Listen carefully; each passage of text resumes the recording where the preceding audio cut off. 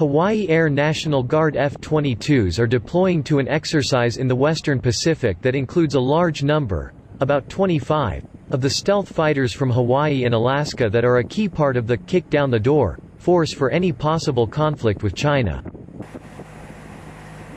Pacific Iron 2021 inches will focus on deploying and sustaining air power from smaller and dispersed bases on Guam and Tinian Island in the Northern Mariana Islands, and also includes about 10 F-15E Strike Eagles and 2 C-130J cargo aircraft, Pacific Air Forces said Monday.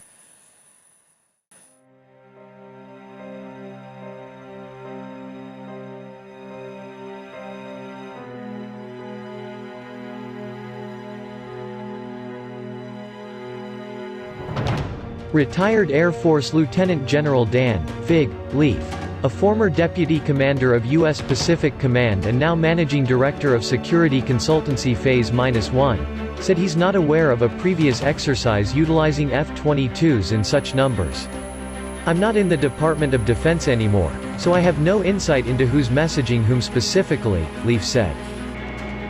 "But what I would say is if I'm China, I'd pay attention to the message, whether it's intended for them or not, because this is capability both in the aircraft, the F-22, and the flexibility and expeditionary nature of the U.S. Air Force that goes back to World War I, that they, China, can't duplicate." Leaf added that if he were in China's shoes, "I'd take it as a demonstration of the legitimacy of the American commitment to the region, because messaging is one thing when it's just words. But this is not just a statement, it's an investment in capability because it's not cheap to deploy 25 F-22s from 2 different bases to the Western Pacific."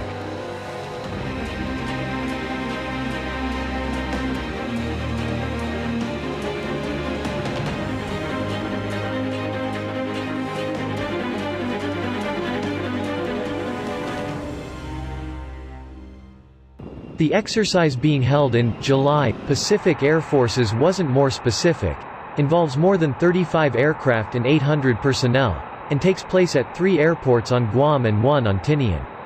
Although deterrence is the goal, in the event of conflict with China, aircraft with stealth and advanced sensors such as F-22s, F-35 Lightning IIs, B-2 bombers and, in the future, B-21 Raider bombers and the Next Generation Air Dominance, or NGAD, fighter, would lead the air campaign.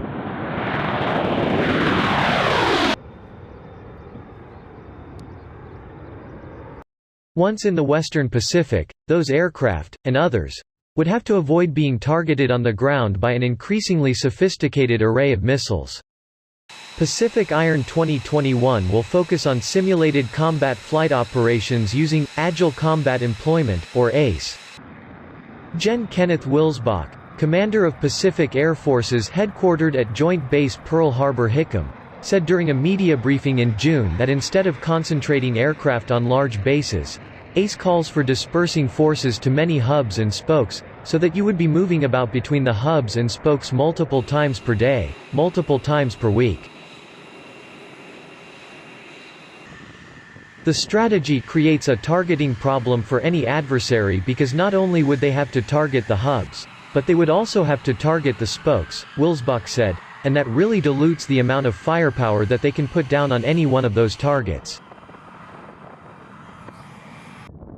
He said the Air Force has been expanding the envelope on ACE in about the last 5 or 6 years, and, as you pay attention to our operations throughout the Pacific, you're going to see this.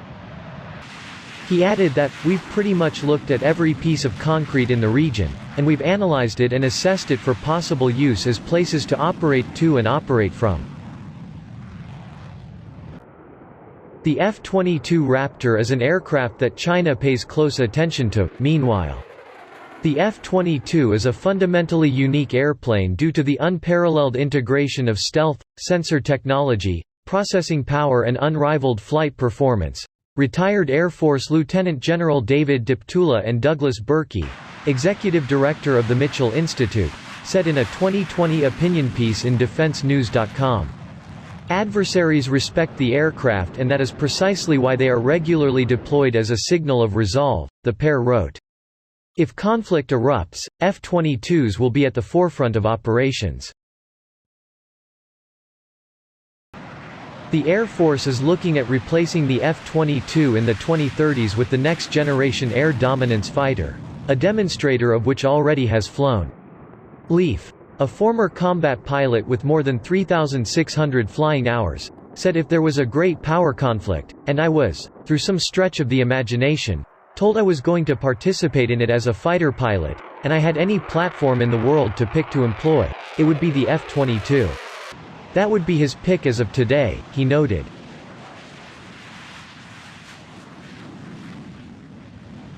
In 2030, it might still be the F-22, but it might not be as dominant as this key enabling capability needs to be. Doesn't mean it's still not extraordinarily capable.